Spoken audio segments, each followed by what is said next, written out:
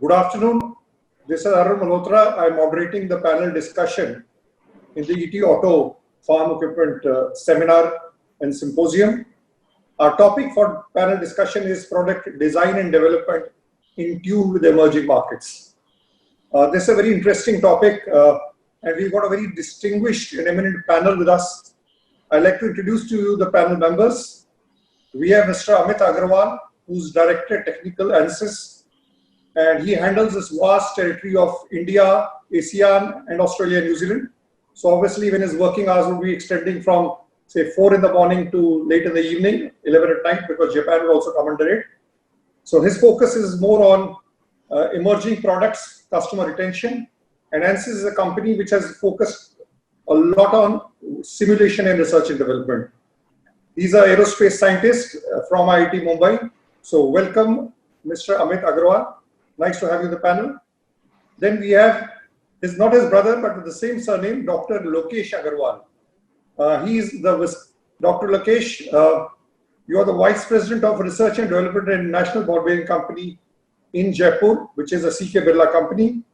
He's got a rich 25 years experience and he's one of the rare persons who's in the industry also and has done his PhD also. And his focus is on research development, product planning, and he's gone with auto, aerospace, all the areas he's covered across the board. So welcome, Dr. Lokesh Agarwal. And then we have Dr. Pradeep Rajan, who is the Senior Principal Scientist in the Department for Center for Excellence in Farm Machinery. And he's also a distinguished track record. He's a PhD from the... And his focus these days is on the development of technology from farm mechanization. And last but not the least, we have Mr. Bharatendu Kapoor, who has over 3 decades of experience in, if I may say, tractor marketing or rural marketing. I won't be out of place to say that he's like the Bhisham Pitama of the tractor industry in marketing and sales. The only difference is Bhisham Pitama was never heard. He's heard even in the industry with a lot of open ears. That's an interesting panel. So when I was looking at the panel, I found 2-3 very interesting coincidences between the 4 members. 2 of our panelists are surnames Agarwal. 2 of our panelists have done their engineering from IIT Mumbai. 2 of our panelists have a strong connection with Ludhiana. One has done his engineering from Ludhiana and the other is working in Ludhiana. So a lot of coincidence for a panel of 4. So I'm sure this coordination will help in better coordination and cooperation and consultation, but also there should be some sort of fire and conflict so as we get a better discussion. So we'll start right away. I just want to set the perspective of the discussion. You all know agriculture is very much in the news. We all know that the GDP of agriculture is around 16% of our national GDP, but 56% of population is covered under it. We had the Green Revolution, which we used to talk in the 60s, 70s. And we didn't see much activity for 2 decades after that, but the last 3-4 years has been a monumental change. And the changes are coming in the ecosystem, whether in the customer's aspirations requirement, whether in the government policy, whether in the e-commerce, whether the private sector coming in, whether new technology is moving in. So this sector is buzzing. And this is the only silver lining sector in the first quarter. When the GDP declined by 30% nearly, agriculture grew by 3%. And if tractor industry is the, as I would say, like the swing state or the bellwether state, as they call in the US elections, which is really growing strong. And I was just reading the papers that in August, the growth has been something to the tune of astounding 60%. So that's the way. So rural economy is buzzing. Government is investing in a big way, whether in infrastructure, I think seeing logistics investment coming in irrigation coming in various other areas. There is a lot of financing available, startups starting, e-commerce coming in. So there is a lot happening in this sector. And this has become a very fashionable sector. So design and development will be a key area as we move forward, because that's an area which is focusing on, because expectations are going up, aspirations are going up, technologies are changing.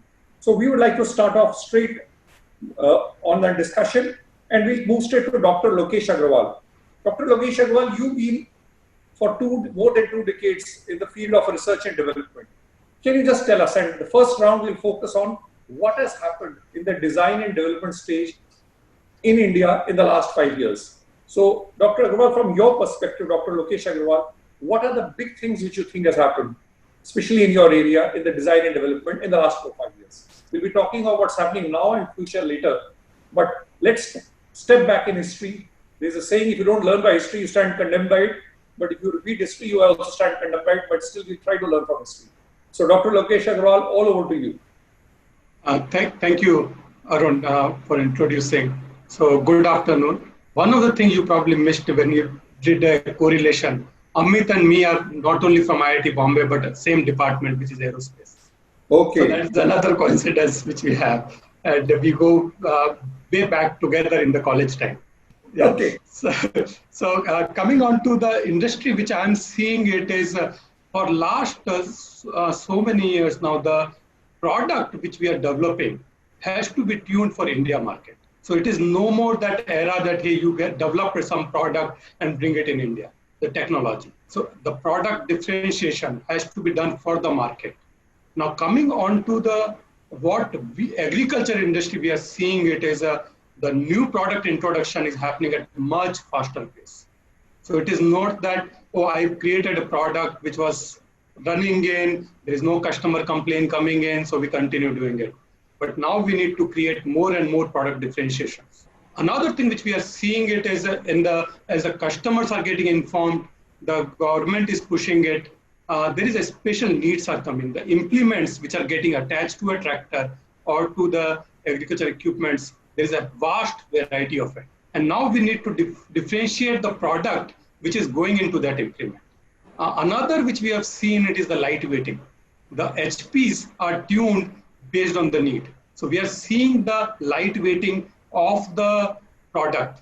So for example, if I take my industry right now, the bearing, we need to provide in a smaller space a same load carrying capacity with a different technology, which can be power dense solutions. So that is another thing which we are seeing it. And we as an industry, as an R&D, need to make sure that we are providing the right product for the need. As customers are getting informed and it is becoming revenue generation, so reliability is certainly coming in. That calls for a specific duty cycle which has to be tuned for India market, for India condition. Hence, it is not that one product which I have developed for something, I have to give it. I can give it to another place. Next, which I'm seeing the trend which is there and which we are working on is the something like smart systems. As the technology is coming in, customers are asking, hey, how can I make my system more smart in terms of what is the life, what is the load coming in, and that's where for us, it is nothing but if I look at bearing industry, it is smart bearing. How do I integrate sensors inside the bearings? And we are all working with the partners to make sure that we are meeting the need. Last but not the least, which I'm seeing it is no more component optimization. Finally, we have to work as a subsystem and system optimization. So those are the things which I'm seeing in the industry in the design and development stage. Hence, the Indian companies need to make sure that we are developing our own technology. It is just not manufacturing. Dr. Agarwal clearly mentioned that 2-3 key things came out. The customer is informed, government is focusing, there's variety, there's lightweighting, there is reassurance, there is reliability, and there's technology moving in. So, Amit ji, yes, perspective, because you are part of, I mean, you don't only look at India, you look at even the markets of ASEAN and also Australia and New Zealand. In the last 5 years, there must be a lot of activity happening now. I don't want to focus on today. Because what are the changes you've seen which has emerged? Yeah, thanks, Arun. I think a good portion has been already shared by my good friend Lokesh. Adding to what he just shared, so if I look at the region of India, ASEAN, Australia, it's not that just this region, but globally, India stands apart in terms of the market we have by volume and also a very strong presence of homegrown brands plus the multinational brands, both are present. And that leads to very intense pressure from competition, which we see in this market. The couple of other things from a consumer demands point of view, while the bulk has been in a mid-range segment, there has been a increase on the high-range side in terms of farmers with large land holdings and even the small ones who want to do more mechanization. Now, what does it mean? There is growing demand for use of mechanization across the farm sector. If you look at the elements which just mentioned, I want to add few of those. One is the comfort of the driver. There has been increasing concern about comfort of driver. Now we have cabins with heating, ventilation, air conditioning. That is one part which is definitely coming to picture. There is demand for tractors which can handle more farming applications in more soil conditions and definitely longer service intervals. Now, so we want longer service intervals, more farming application, more soil conditions. All these are kind of demands which are being placed on the design and development of tractors, farm equipment. And what does it mean? It means a lot of things, and we've been seeing that recently. We are seeing a lot more compact, lightweight tractors, but at the same time, not just lightweight, but more durable. We are seeing a lot more focus on safety. The rollover protection systems are coming to picture, regulations with respect to that. As consumers are also demanding higher fuel efficiency. So these are some of the factors which are aiding in terms of what we are seeing. Now, if we see the passenger segment of automobiles, there is a lot more electronification going on, and that is extended to tractors as well. And what it means is smart equipments which can communicate with the end user is not just a luxury, but growingly people are interested in having devices where end user would like to have a view of what is the usage of my equipment, what is the oil change alert I want to see, how can I save fuel in devices like smart rotavator, which are applicable in farm equipment. And last but not least, I think there is increasing concern on emissions driven by regulations which are coming in terms of how can we come out with the equipments with improved emissions, reduced noise, and yet higher durability, as just mentioned by my friend Lokesh. Mr. Amit Agrawal, if I have to go by the points you have raised, it's like the old, there used to be a very interesting catchline of a cola company called Dil Mange More. So you got durability, you got convenience, you got comfort, you got lightweighting, you got small farmers. So there's a lot happening. But I think we'll be discussing in the next round how much is actually seeing the light of the day. Yeah. So these are happening. Coming to you, Mr. Rajan, Dr. Pradeep Rajan, you represent, your organization is not only a think tank, but is also an action tank as far as farm mechanization is concerned. And you must look at all the developments happening from the customer perspective, from the industry perspective, from the supply chain perspective, from the development perspective. So looking what has happened, if I have to, you have to spell out 3-4 big things which have happened in agriculture, which we can be proud of. Certain things we believe that we haven't done enough, but in the last 4 years, 3-4 things could highlight where you would say the industry or the government can be proud of that's happened in agriculture. I want you to highlight those. Yeah, thank you, Arun. Thank you, Arunji. Actually, last 4 or 5 years were very much critical in not tractor industry, if I call it agri machinery industry in India. Because if you see that for the last 5 years, the variety, maybe from the HP side, is coming in the tractors, is very huge. Now tractors are available from 12 HP to more than 90 HP. So it can cater to almost all sectors of the farmers, from small marginal to very large farm holdings. The second thing, we can have the tractors as a farm power source, but moreover, we should also put emphasis on the availability and application of farm equipment. Because normally what is happening in India, the tractor usage per hectare is not that much. It is less than around 500 hours per year, instead of around 800 to 1,000 hours per year, right? But for the last 4 or 5 years, a lot of entrepreneurs are coming into farm equipment manufacturing. Even some MNCs are coming into India, to set up shops. So it changed the whole idea of manufacturing of agricultural equipment. Even though it happened, one of the more critical area I am proud of is the government policy on submission of on agricultural mechanization, SMEM, which has happened in 2014, and it gave a more emphasis in the budget itself to the state government so that it can help the farmers to acquire more equipment for their use with the government subsidy. The government was focused in creating some of the customer health centers, which again help the farmers and the new entrepreneurs to come into picture. I am not talking about what is happening now, but in the previous these 4 or 5 years, the latest studies was what is showing that even though these are the case, our farm mechanization level is only around 40% compared to around 54% of China or 75% of Brazil. So we need to catch up the farm mechanization level to a very higher extent. But you will be surprised to know that still our maybe R&D organization are working on development of equipment for animal power. If you saw the spectrum, for agricultural mechanization to be happen, you have to first mechanize the sowing or planting.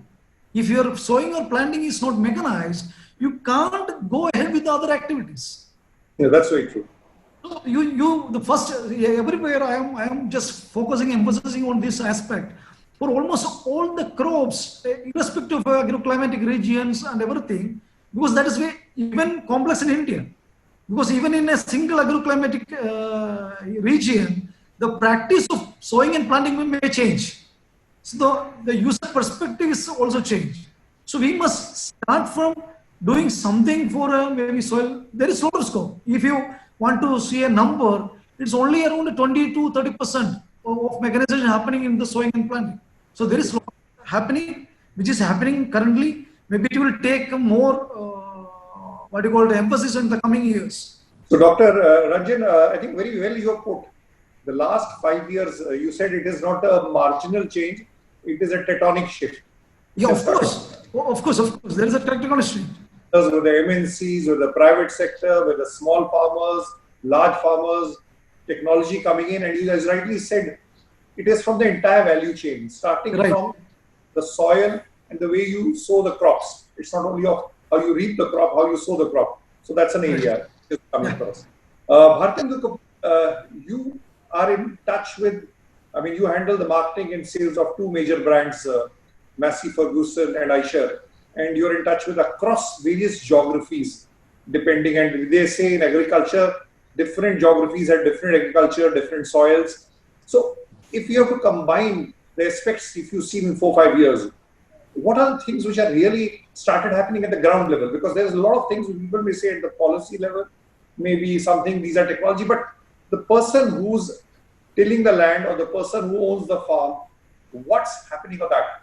And I'm sure something is positive happening because the growth in the tractor industry, with the figures, the only flattering figures in the economy. So what's really happening? And I don't want to focus on the last 3 months. I want to focus on the last 4 years. So thank you, Arun, first of all, putting in so nice words. And I'll just, since you have put in the words, so I must correct one of the things that you mentioned about the contribution of agriculture into the Indian economy, which you mentioned 16% of the total GDP. In fact, it used to be 43% just about 3 decades back. And it has dropped down from 43% to 16%. And it's not that agriculture has not been growing, it's growing, but the other sectors like industries and service sectors have grown even faster. So the GDP contribution to by the agriculture sector into the Indian economy has come down to 16%. Now let me talk about, I'll more speak from a customer's perspective. So what is happening on the ground? First of all, the customer preferences are changing. The younger generation is coming into the agriculture. And the second thing which I see is the change in the application. These two things are prompting the change, and that promptness is actually being adopted by all the manufacturers. And if we see the changes in the products in the last 5 to 9, 6 years, 7 years of time, the changes are prompted by largely these two factors. In the Indian agriculture, there are two basic challenges because the arable land is almost fixed. It's not increasing. So all that you need to do is look at how do you increase the efficiency and sustainable productivity. These are the two challenges, and thus the degree of mechanization, investment in the technologies is playing a bigger role in meeting out these challenges and mitigating these challenges. In Indian economy or the economy like India, there has been a trend of farm workers, or I would say farm labor, migrating from agriculture to some other industries, because this is not easy. This is a drudgery when you work in the farm. You're working in a heat, you're sweating it out, and the kind of money that you earn is not good enough. So there is a migration of labor which is happening in a big way. And that again is prompting a mechanization to come in, leading to the heavier implements and different kind of technologies coming in. Now let me talk about the customer preferences which I mentioned.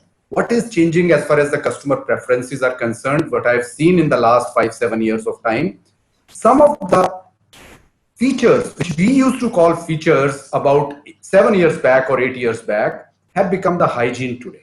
For example, tractors fitted with oil brakes, oil immersed brakes, or tractors fitted with power steering. This was not heard about 10 years back, and very few people used to look at the basic tractor. Now this has become almost a hygiene, and people don't prefer to buy a tractor unless and until these features are there. The style, the comfort, people look forward to a side shift in a tractor instead of center shift gear system. Look at a side shift gear. So then there is a change in the applications. In last, one of the panelists did mention, in last 5-7 years of time, we have seen a very high usage of rotavators. We have seen the planters, we have seen the transplanters coming in, we are seeing the laser levelers coming in. And there are changes also prompted by the environmental reasons. So you see in NCR and surrounding areas, because of this burning of the paddy residues, because of that, some of the heavier implements like mulchers, happy seeders, super seeders, balers, straw management systems, all these are coming in to play. And then there are labor related changes which are happening because of the migration of the labor from agriculture to other industries. So this time we have seen, because there has been a shift, quite a bit of a shift because of pandemic, and people have moved out from paddy growing areas to their hometowns. So a lot of rice transplanters are being used. Earlier people used to do manual transplanting, tractor on top, combine harvesters. And these are some of the application specific changes which are happening. One of the panelists also mentioned about the compact tractors. We are seeing that change in the areas where we are looking at the farmers' preference for compact tractors. So those are the things which we see are happening in the last 5 or 7 years of time. These are the kind of changes we are seeing. But there are some other factors which are prompting it. Number one is population growth. And to cater to that population growth, the kind of food grain production which is required, you need a productivity which I talked about. So you need a productivity, food production, fiber, fuel, and then this is prompting for precision agriculture now, so that there is an efficiency and there is a better productivity in the field. Coming to you, Mr. Rajan, we now step back from the past to the present. If you take the situation today, and the situation today is also brought by the COVID, the pandemic, what are the things which have probably come into focus sharper? What's the change which has come in, which you are thinking, or what are the challenges and opportunities were coming in the last 6 months? In the last 6 months, actually, in the initial stages of the lockdown, there was a frustration among the farmers, especially in the northern region, how they will cope up with the paddy transplanting, especially there was no labor available. Then the industry put in with, as Mr. Bharatendu, Mr. Kapoor explained, lot of emphasis was put in with the paddy transplanters, which not completely mitigated the situation. But in the meantime, government came into picture and eased some of the restrictions posed in the first lockdown cases. So there was some movement of labor, migrant labor even started picking up. Farmers themselves started making arrangements to bring back the labor.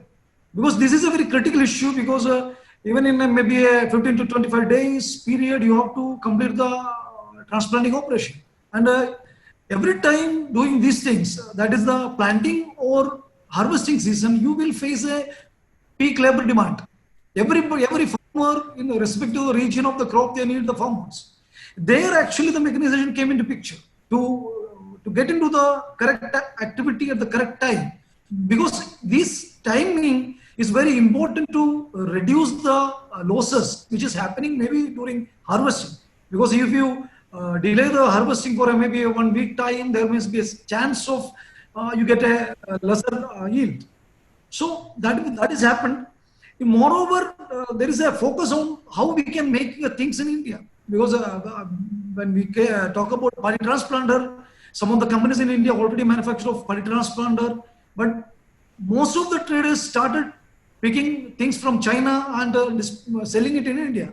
But in a 1 month time, they realized that the quality of the product is not that much. They were facing tremendous challenges in repairing these machines in the ground. So government came into again picture. We can focus in Atmanirbhar Bharat. So in the COVID challenge, I will proudly say, in the tractor industry, we are Atmanirbhar. But in the farm machinery sector, we need to more put into Atmanirbhar, because we are not putting more R&D efforts into, maybe by private sector and the public sector. We need to put more efforts into R&D efforts to bring new equipments. Because what is happening in this sector is adopted by farmers in South India is not the method used in the North India. Farmers in Telangana and Andhra Pradesh is going for natural farming with maybe manual transplanting. That is not taken care by the maybe medium to large farmers in Punjab. They will like to have maybe a direct seeding with using a seed drill. But again, this thing coming into picture and government even promoting this thing, but the farmers are very, they are not at all comfortable with to change what they are practicing for the last 15 to 20 years. The sudden change in production practice, that makes a very difficult decision to make. The government is supporting to have. Yeah, 2-3 things you very interestingly mentioned. You said the reaction time was very fast. I mean, when the COVID struck, this was the time the Rabi crop was done, and there was a lot of apprehensions, how the crop will be harvested, how will they reach the mandis, how will they sold, how the payments. So that's happened at a fast pace. And you say that the farm industry is fairly in the stage of Atmanirbhar. And you said mechanization, if I heard you correct, is in the Nirbhar stage. It's not in the fully Atmanirbhar stage. But you didn't say which part of the industry is in the Ram Bharose stage. There could be something. I mean, when you do subjects, so there's an Atmanirbhar stage, there is a Nirbhar stage, and there is a Ram Bharose. But we'll come to the Ram Bharose stage in the third round. Now, coming to Mr. Lokesh Agrawal, doctor, I just want to ask a very interesting question. When we are faced with these challenges, and these are shifts which are happening, and he did mention, Mr. Rajan did the China factor. The dependence on China had to lower down, and agriculture could take care. How good is happening, the sudden changes which happen in the environment, how good is the coordination between industry, government, and centers of excellence, which like Mr. Rajan is there? Is it happening, or is it two parallel lines? Just could you put it on here? Yeah. So for me, when I look at this COVID change, it's a very interesting thing happened. When the Mars thing came and everybody said, hey, we need to get into survival mode. And lot of people started painting pretty bad picture, let me just say that. But it was, right now, if I look back, it wasn't so bad. One very positive thing which I saw, especially when me bearing company, and then since we work with every agriculture industry, and in bearing we are like one of the largest shares. But what we found that the product engineering team between us and the customer coming together and saying, what can we do now? How do I make my product better? And there was a lot of change which I have seen, which used to take 3 months, now suddenly were done in 10 days to 15 days. And that happened because people started focusing, how can I make things better? So a lot of coordination happened, a lot of brainstorming happened, and which now is getting into the result into the new product which we want to work on.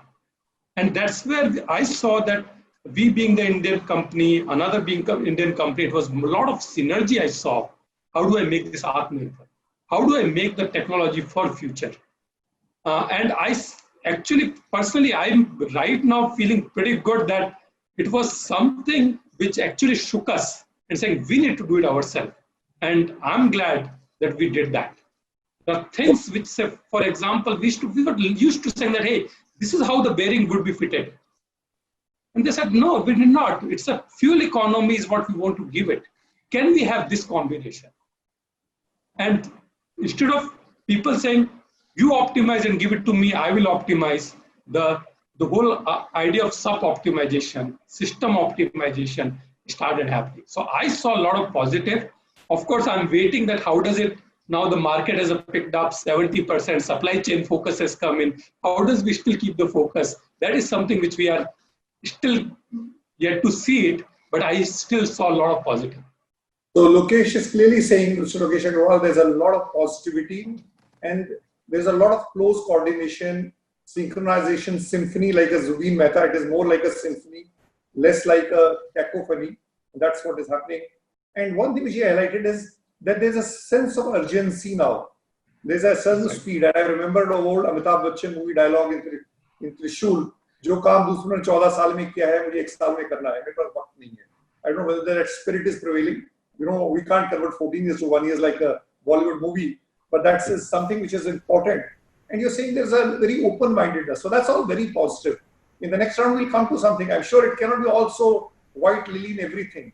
Now, coming to you, Mr. Amit Agrawal, you look at simulation. A lot of people are talking. I was in a panel 3 weeks back.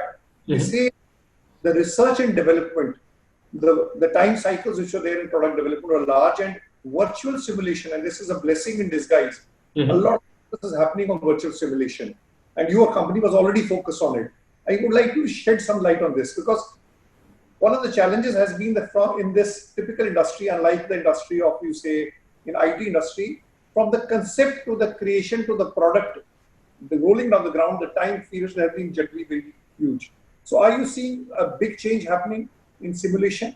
And since you are in a lot of emerging markets also. Yes, I think very, very pertinent point, Arun, that you brought up. And what I can, I'll just pick the thread from where Lokesh left on pandemic side. So when this pandemic hit us, there was a lot of concern in terms of how would we do the design and development remotely, and with very limited access to test labs and manufacturing and prototyping and so on. And that is where we saw a lot of our customer companies, both from government organization plus private sector, OEM suppliers, picking it up.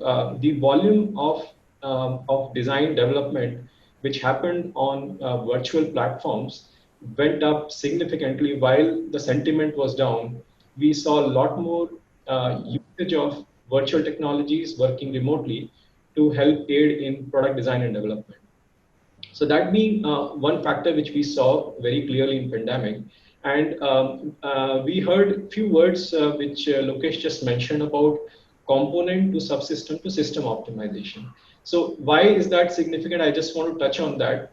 We heard a lot of customer demands which were mentioned by Mr. Bharatendu in terms of what customers are looking for, new generation coming into picture, variety of arable land, labor moving to remote areas away from farming, all this puts a lot of pressure on coming out with products which can operate in a much more harsh environments and also in a more mechanized manner.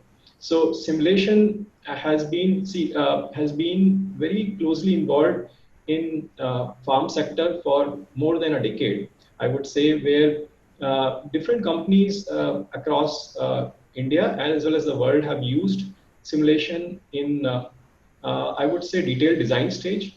And in this detailed design stage, they have been able to study the trade-offs. All these demands require trade-offs. You want a very safe vehicle, but then you want also a very light vehicle so that it can be very fuel efficient.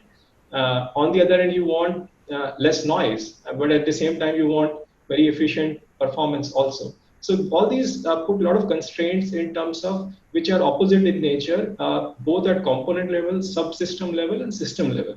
And that's where role of design and development becomes more challenging. And the role of simulation helps the design and development people to be able to visualize how these will work together, how the components will work together with subsystems and subsystems with systems on a virtual platform with a lot more fidelity, which is hard to see in a lab test environment. So what I would say is the demands from customers put pressures on the design and development, and the role of simulation has been to really aid the design and development to envisage various scenarios in detailed design stage. Now that detailed design stage adoption is moving to concept stage so that you can eliminate a lot more options, and also in the operation stage to study field failures. Now what impact it has created? There have been several case studies published where the design development time of components more often and subsystems now have reduced by 3 times, 4 times, very significantly. And this is something which is not new. It has been established. Many of our customers in, I would say, tractor field have done it. And as Mr. Pradeep said, there is a need for more adoption of design development in the farm equipment sector. And I'm sure if we do that, we can come out with even more indigenized development in the farm equipment sector. Amit, you've been talking of this this last focus on virtual simulation, which is not only happily helping in reducing the time, but there are a lot of conflicting things which you talked of. Suppose you wanted lightweightness, but you wanted durability, you wanted less noise, but you want more powerful engine. You know, I remember in our school days, and all of you are better engineers than me, there was a law of parallelogram of forces. When two conflicting forces act upon a point, then the resultant is like the resultant comes out from the two forces in direction and this thing. So it was a formula of u squared plus v squared minus 2u cos theta. That's what I remember.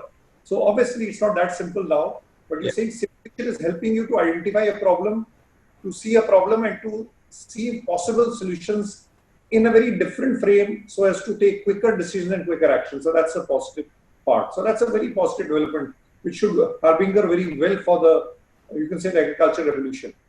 Bharatendu, you know, generally it is said, and this is a statement by marketing and sales professionals, what you do in labs and what you do in think tanks and what you do in factories is very different what happens on ground. You know, the transmission loss formula used to say, how much of this is actually you see translating, or do you see gaps even in this? I mean, there would be some positives happening, but what is something what you are seeing on ground which is happening? Because in ground to do small actions is more difficult than to do probably in labs. I'm just putting a counterpoint. I want to generate some heat among the participants. So Arun, I think we don't suffer from the ideas. We also don't look at that. We see the initiatives being taken by the government and the intent. So all that is good.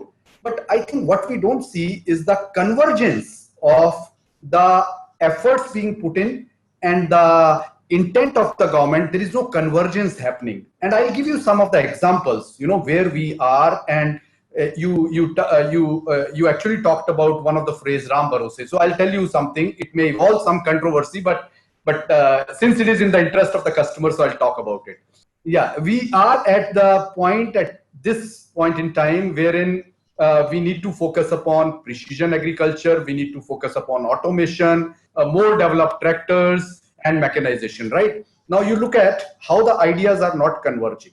There are some inherent areas which needs to be focused upon still. Those are the challenges which will happen in any emerging market, and so India also is facing those challenges. For example, our lands are still fragmented. You have one plot here, one plot there. It is not a combined plot, right? So how do you use the larger horsepower? How you use the bigger tractors? The buying capacity of the farmers is not so great as of now, right? The quality machines are not available. We need to bring in quality machines. Intent is there. There is also a lack of knowledge. And how do you transfer this knowledge through an extension education to the customers, and customers should believe you? Then there is a tariff difference in the machines, spare parts. Why a farmer should be paying on some of the parts 28% because the same part is also fitted into automobile. Let me talk about one of the key things where we lack. You look at the testing facilities. If a farmer need to avail subsidy, the tractor need to be tested. It must have a test report from Budni. It's a one center across the country. There are 17 manufacturers. Every manufacturer brings in about 15 to 17 new models, and Budni, once you submit a tractor for your testing, it takes minimum 1.5 years of time for one model to get the report. Now, how do you move forward even when the new norms of this Trend 4A norms or 5 or 6 norms are coming in? How do you move forward? Because your testing facilities are not there. It is there, but it is an intent, that you spread it out, have some 5-7 facilities, involve the manufacturers, come out with the solution so that the testing can happen faster. We see a lot of changes happening. However, if you see on the some of the growth drivers which are prompting these changes, one, there is a participation of women in the agriculture. We see today 43% of the labor which is in the farm is the women labor. The drudgery is there, so you need to come out of it. There are status issues which again government need to participate if you have to sort it out, right? I talked about earlier the increase in cropping intensity. I talked about the increase in farm production, enabling of contract farming. Government is focusing upon the custom hiring centers, but the custom hiring centers, you need to look at the model, what is working, what is not working, and so very quickly, what is not working, you do away with it and adopt the practices which are working and move forward very, very quickly. I think that industry with the government agencies coming together and working toward the farmers and also involving some of the farming community members into the solution so that it helps them, because they are not involved at all. We are deciding something, but impact is happening on the farmer, right? He's the person who has to look at whether I am getting benefited or not. So unless and until there is a convergence mechanism of the ideas and the intents, it's not going to solve the purpose. So that's where we are. There are immense opportunities. However, I see a lot needs to happen still. You touched on the third stage. Put the cat among the pigeons. I think is not real, and it's not Ram Rajya everywhere. Coming to Mr. Rajan, Bharatendu raised some very focal points that the intent is there, the strategy is there, the desire is there, but the synchronization or the synergy of operating is still lacking. And one of the prime examples which he gave was this, in terms of registration of a tractor, any new tractor has to be registered or has to be approved. There's only one center in the country, it takes 1.5 years. So you have a bullet train working, but once it reaches that station, it becomes a good street, or even worse than a good street. So do you see this interface happening? I mean, we are raising now coming to the third round. What are the problems? You have to confront those problems upright. How can this happen better? Or where do you think industry is also lacking? Might be, the industry might say, this is the government can do this. So what is something what you think you should do and what the industry should do? And how could it happen better? If you disagree with any points raised by Bharatendu, please disagree, because we have a very open discussion.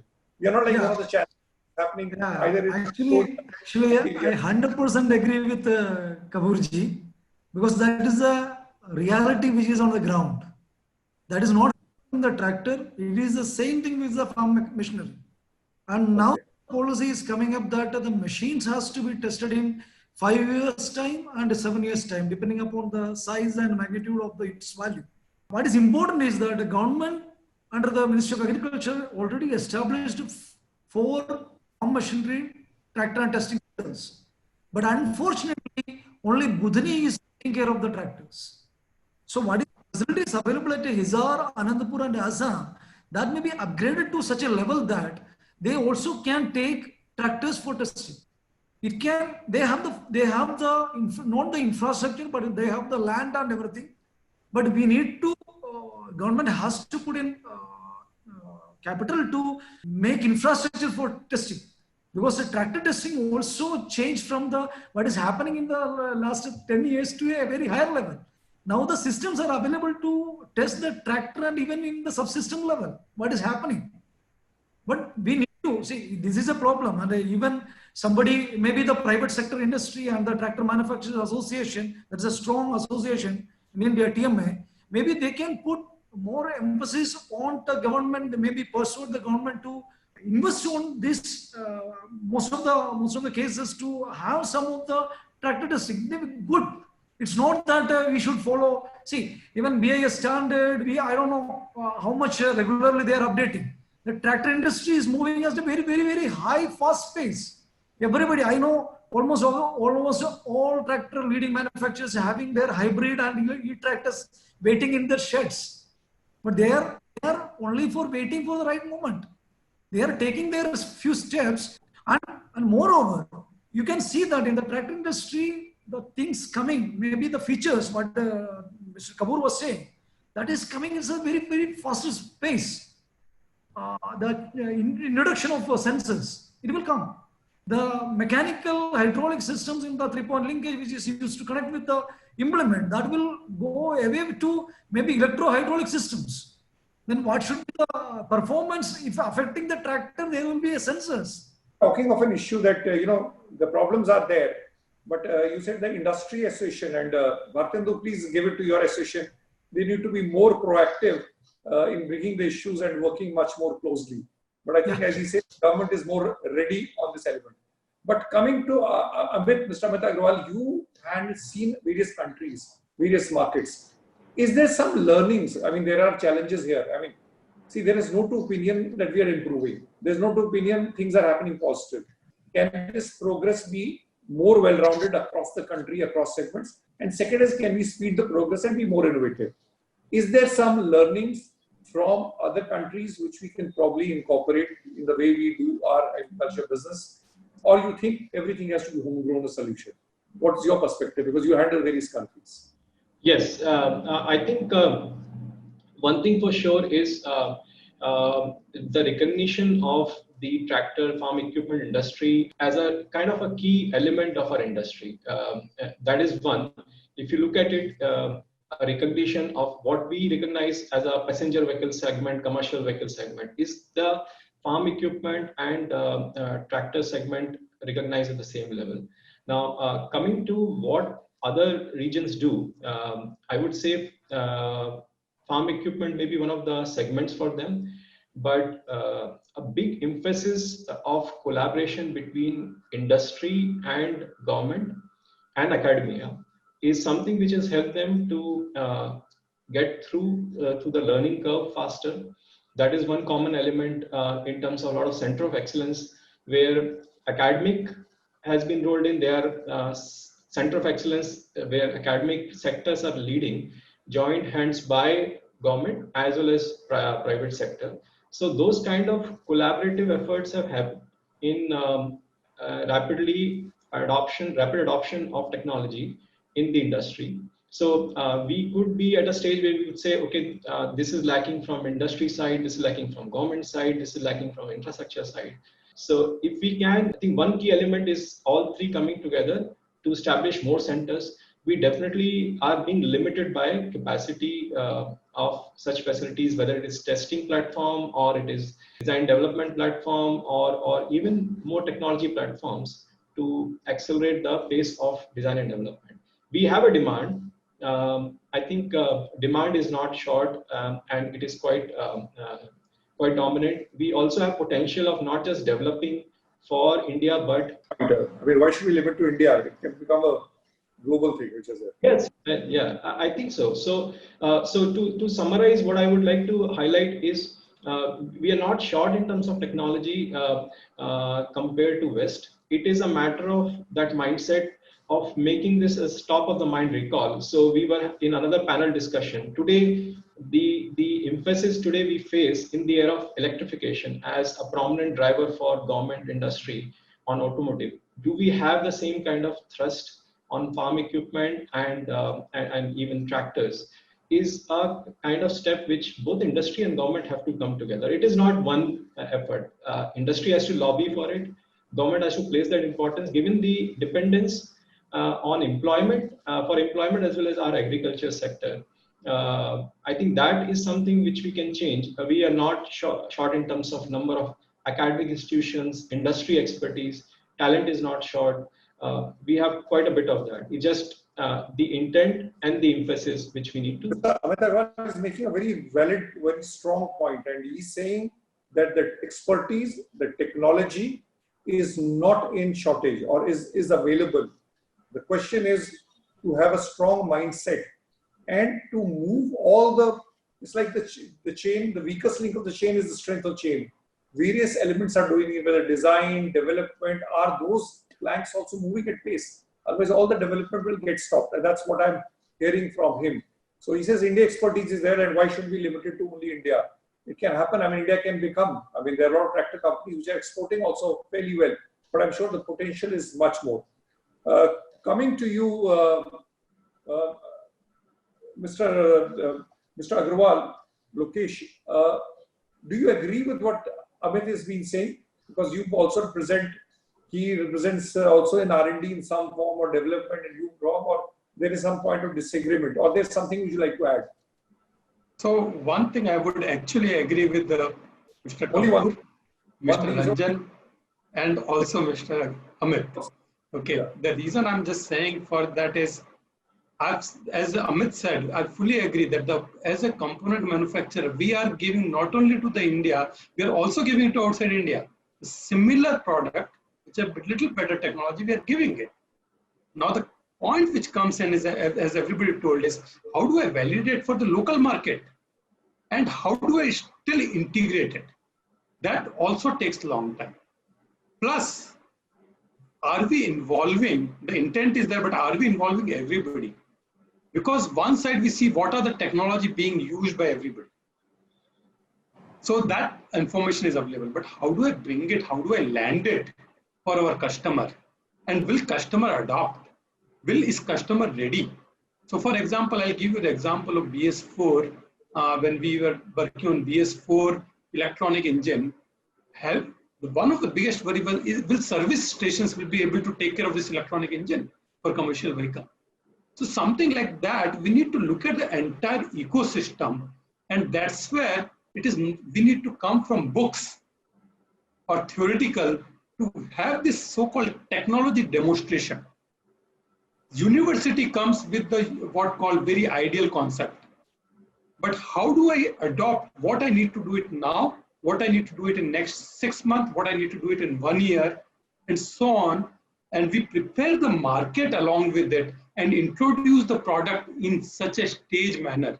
Yes, it is always good to say that we are no less, but still we need to define a roadmap. I'm not saying that we will take 10 years to reach where we are, but we need to still define the technology, which one we want to skip, which one we want to do it, and create this called technology demonstration centers, which is a combination of government has to push it, along with academia, along with the research institute, which are focusing like Dr. Rajan, and industry coming together. And each one puts head together rather than in a fragmented way. Saying, yes, I have done my optimization, but how do I bring it together? So I fully agree with that. Anybody could answer. Is there a centralized committee which includes academia, industry, R&D organizations, Ministry of Agriculture, which takes decisions jointly? Or are decisions taken at various levels and then they are combined? I want a frank answer. and this is a question I want a straight answer, is there or not there? Or is it suboptimal? Coming to you, Lokesh, and we'll have to... As far as I'm aware of it, right now I'm not aware of any of that. I've seen happening a little bit in auto, but not yet in agriculture. It's not happening in that sense. I've not seen it. If it is happening, I'm not saying it is happening, but I've not seen it. This is like a mirage in utopia, all centers working together. What's your view? Is it a mirage or is it reality? No, it is not a mirage. This is the way, if we want to take it to the where we want to be, this is something which is a mirage. You want to go, mirage, okay, you want to convert a mirage to a fertile land. Which is no, I'm saying that I've seen it happening. So, right, when I worked in my previous companies, multinationals and different products, I've seen it happening. So it is not a mirage. It's just that we have to put the heads together and move from intent to the action. So what Lokesh is saying, there hai and there nahi hai. But there's not a mirage which is there. Rajan, short, crisp answer from you. Why, first of all, do you agree that this interface between all these stakeholders, or I would call the five Pandavas, it's not happening together, or is happening? What's your view? It's maybe some interfaces happening between some of the stakeholders, one or two stakeholders, there is an interface, but in a combined interface, there is no such mechanism is currently present. Bharatendu, have you seen any of this interface happening? Yeah, there is, some interface, maybe sometimes what happens, the agriculture university is having with the interface with the farmers, direct farmers. Then they have a separate interface with industry. Then sometimes they hold an interface between these three. But again, the policymakers are not coming into the picture. Because government support and everything has to be there when we talk about implementing agriculture, especially agriculture. Which is maybe, I don't know, what government pushes, it goes into the picture. For example, as Mr. Kapoor was saying, how Happy Seeder came into picture. It was there for the last 10-12 years. But when our judiciary and the government pushed it further, it made a dramatic change in the last 3 years in Punjab and Haryana and even Western UP. So there has to be, see, the problem is everybody thinks that it is my area of working only for developing machines. I'm not catering it to what the farmer wants. But there has to be an interface mechanism, maybe developed at a stage of government or a state government level with even testing institutes. First of all, I think there is agreement, this interface of all the stakeholders of industria, academia, research and development centers, government think tank, meeting together and cooperating not happening. How can it be done? Where do you think the problem is? There is an interface. Tractor Manufacturers Association has got subcommittees. So there is a technical committee which works with the Ministry of Agriculture and they frame the specs, they frame the rules. To that an extent it is there.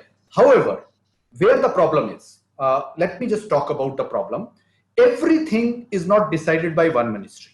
So for example, rules, framing the specs, possibly Ministry of Agriculture can influence. But when it comes to the legislation of say environmental norms, some other ministry is there. When it comes to the registration norms, then Ministry of Highway and Transport is there. So coordination between the ministries and one ministry feeling that yes, I have to do it. So coming together of all the ministries, I think what is required in my view is, I would simply say is shake up things. You know, the traditional way of working, wherein a file goes from one place to another place, answer comes in 6 months and then it moves. It will take years and years and nothing will move. I think bringing in everybody together and looking at the end goal, and to achieve that end goal, who all have to participate, they need to do their bit and meet the timelines. I think that is what is required. As I mentioned earlier also, there are a number of ideas. We don't have to start from scratch. All that we need to do is adapt to the Indian conditions, because challenges in India are very, very different. The profile of customers are different. The geographies, the soil, the use of machinery. It's in a very, very different way. These are actually, this is not one country. These are actually, if you look at Europe, it's actually 10 or 12 countries put together, right? So you need different kind of adaptation in different kind of regions. So everybody to come together and then look at the end goal, frame the policies, move ahead. I think that is what is required. We do have R&D capability, we do have market opportunity, we have the mechanism to transfer the technology to the farm. However, what we don't have is the fit of the right portfolio. What we don't have is the platform which can take decision and enable the industry to move forward. That's what I would say. And maybe if you allow me one more minute, I think, if I have to talk about the tractor industry or mechanization, people are not looking at one tractor for one application and second tractor for second application. People are looking at now, farmers are looking at versatility, so that one product when he buys, he can solve all his problems, right? He can buy different implements, but the major product needs to be one. What farmer is looking at is he doesn't have affordability today. He doesn't have a buying capacity today for heavier implements. So he's looking at an acceptable longer period kind of a finance, which could be 7 years or 10 years, and tailored kind of a finance for his market, where the crop comes in 6 months. So can there be a finance which is 9 years period, but installment is paid every 6 months, right? There could be a region specific kind of a thing.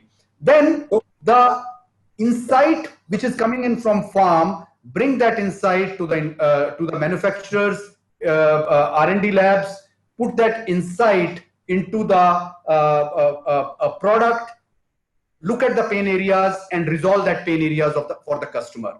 These are some of the things I would say which are to be tailored for Indian market. I think we have best of the capabilities, we have best of the opportunities available. It's a question of everybody coming together and then giving the solution to the end user. So, from you, one is our better financing, then you're talking of products which has to be multiple usage, and then you're talking of a platform for co-creation, or even say platform for quick decision making, which is a challenge area. Coming to Amit, a lot of time people say technology is available, but the technology probably is not fully acclimatized to local condition, or technology is too expensive, which the person cannot afford. Do you see this as a challenge today or no? Well, I think we touched on this topic earlier in terms of technology being not acclimatized versus technology being too expensive. I think I would just draw a parallel to many design and development centers in India. Today, India is sort of capital of many design and development centers across industries for global companies, where we are seeing as these centers conducting design development for global designs sitting right here in India. So is the technology not available? It is available. Is it too expensive? I think we have to look at from a perspective of what is the customer requirement versus what we need. So, so a lot of times, if I take few steps back, products would be designed in Western market, being Western customers in mind. What is being looked at is even the Western companies are coming to countries like China, India, Brazil, the BRIC countries to design for these countries. And design for these countries means keeping the requirements of these regions in mind. We have a very different requirement in terms of operational conditions, the soil conditions, and so on. So it is, as Lokesh mentioned, it is designed for these conditions. Technology is definitely not a limitation. We have all the technology we have, whether it is in terms of know-how, it is in terms of tools, in terms of testing labs, we have those. It is kind of a mandate. So I'll just take a little deviant example, if you allow me. We had been very dependent on Western world before the pandemic struck us. And we were importing a lot of these PPEs, we were importing a lot of other equipments. During the time of pandemic, government and the supporting infrastructure took a call that we want to be self-reliant. And today, the whole scenario has changed. And we are able to export many of these equipments. There is indigenous design done for ventilators, for PPEs, and so on. Did technology come overnight? No. It was, I think we have this, all the elements. It is a clear mandate that we have to move to this direction. And it is facilitated through regulators. So again, another additional point, if I look at emission norms, government as a regulator imposed emission norms. We jumped emission norms in automotive. We are jumping emission norms in tractors as well. And what did it lead to? The in-house, our own companies, domestic companies came with very innovative solutions, and customers are making the choice. Are they looking for less emission equipments versus more emitting equipments? So I think finally, a technology cost would be dictated by what value it is bringing to the customer. Are they getting more fuel efficiency? Are able to, and are they getting less vibrations? Much more pleasant comfort, uninterrupted hours, longer warranty. They're willing to pay price for that, and we don't have that shortage. What is needed, like we heard, is a open. It's a very clear framework and a common platform to say in the next 5 to 10 years what is that we want to achieve in the farm equipment sector and tractor segment for the country. And it's not that we don't have these roadmaps. We have these roadmaps for, again, things like electrification. We have roadmaps like these drawn up, driven by institutions like Niti Aayog. And I'm sure we would have something on farm equipment side as well. It just, all of us need to get aligned, and government needs to sort of show the path. But I don't think price is an issue. I don't think technology is an issue, or talent is an issue. So, Amit, you raise a very pertinent point. You feel the price, the technology is not the issue. You probably have to think global, but act local. And also you said sometimes, as you mentioned, the BP kit thing, a lot of times we are in our own comfort zone or our own Kapoor zone, or in a like ostrich with their head in the soil. So we need to move out of that very fast. I'm coming to the last phase, and this is, please put your thinking hats, because you have to give them numbers to it. All of you have strong backgrounds of mathematics, so I'm not asking mathematical formula. Government has made two things. One is, there is, agriculture has been growing at the 2, 3, 4% growth rate, and we have been generally over it in the last 10 decades. Now, if we have to grow from 3 to 4%, and Bharatendu, you raise a very valid point, why the share of agriculture in GDP, which was 46, has come down to 60. Obviously, it will come down because service industry will go up. But if you take two parameters, one is agriculture has to grow at 8 to 9%. It's grown 3% in the worst of times. Second is, the government has made this, I would say, a claim or a promise or a commitment that the farmer's income has to double by 2022. Now, farmer's income can only double by not doubling the price, by having more productivity, more efficiency, better crop, better technology, even exports. And second, which you're talking, the growth rate of agriculture has to be 8 to 9%. Looking at where things stand today and looking at the thought and the sense of urgency, I want you to put on a scale of 0 to 10. What do you think can we achieve this objective? So if you say 10 by 10, it means we will have 8% growth in agriculture and we'll double the farm income in 3 years, what the government is claiming. And if you think nothing will happen, it is 0. So you have to just give a score, was 0 to 10. So we'll start straight with you, Rajan. What is your score? Maybe 6 to 7. 6.5. I'll take Rajan for it. Yeah, 6.5. Because say, in a Lokesh, the score, and you have to be practical. See, Yeah, I'm looking something like 5.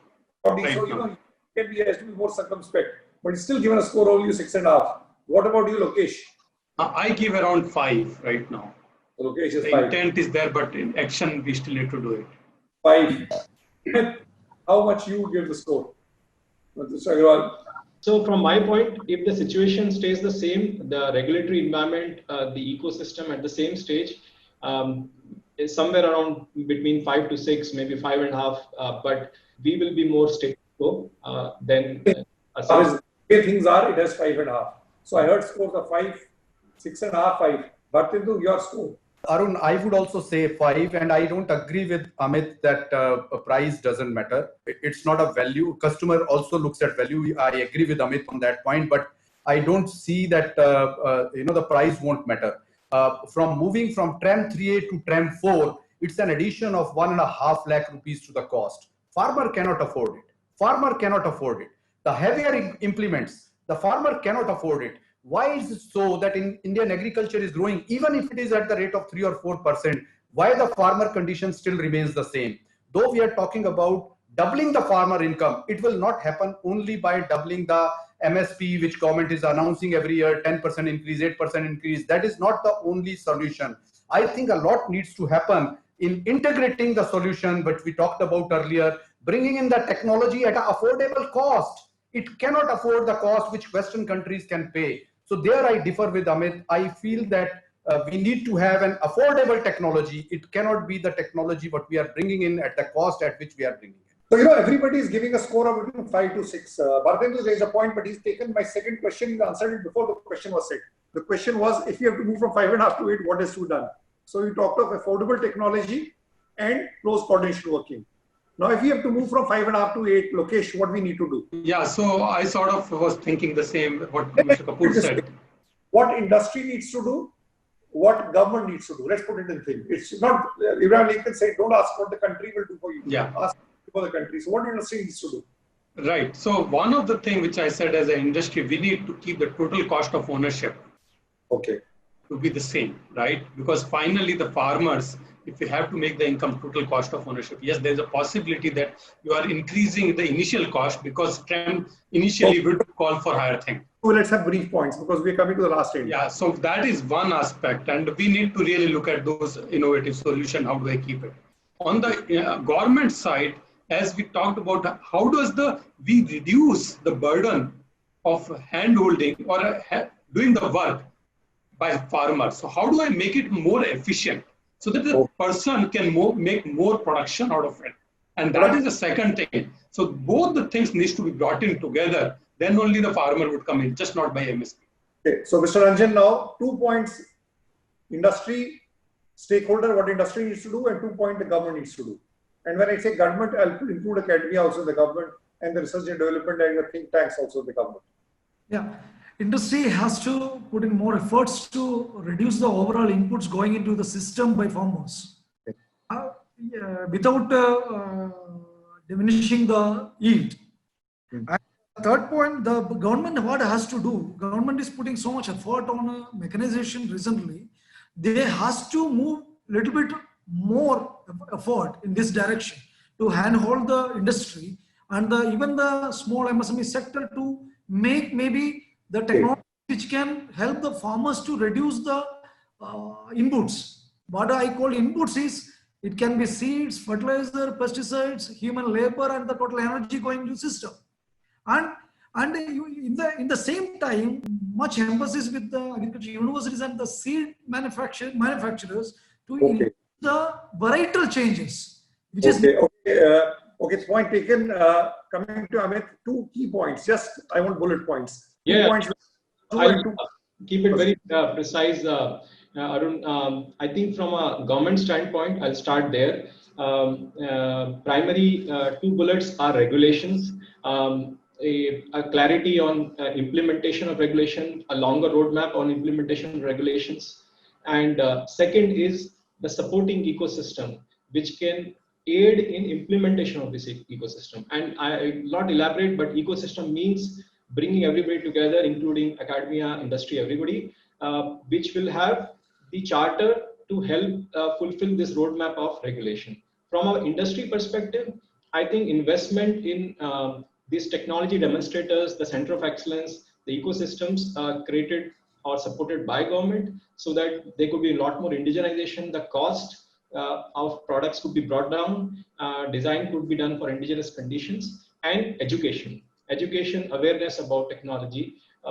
Those are 2 things I would say from industry perspective. So, we've got a lot of, we started off with things going right, things are there, then we turned to a touch of reality. And from the discussion, we generated a lot of heat, but more light, I would say. Things which are coming very clearly is that we have come a long way, but we have a long way to go. That's one thing which I come out. And second is, the woods are lovely, dark and deep, but we have many promises to keep. And promises we can only keep if all people not only do their job, but also cooperate, collaborate with each other, industry, academia, and key problems identified, technology there, but at the right price. because India cannot afford expensive technology. We have seen some sectors where we've gone gaga and we've been followed the West and industries impacted. So look at innovative solutions, look at cost-effective solutions, look at some things which improve output, and we'll go a long way. So design and development has to be the centerpiece, and I think thank all the panelists for their insightful views and across. And what I found very good was that everybody was very frank, fearless, and forthright. So thank you for all your points, and I think I would request ET Auto to make the summary of the key recommendations and actions and submit it to the government. And I would expect such a distinguished panel, rather than meeting on the panel, should be meeting the government together so we can take it forward. So thank you for the discussion. Look forward to it. To meet again. Thank you. Thank you. Thank you. Thank you. Thank you.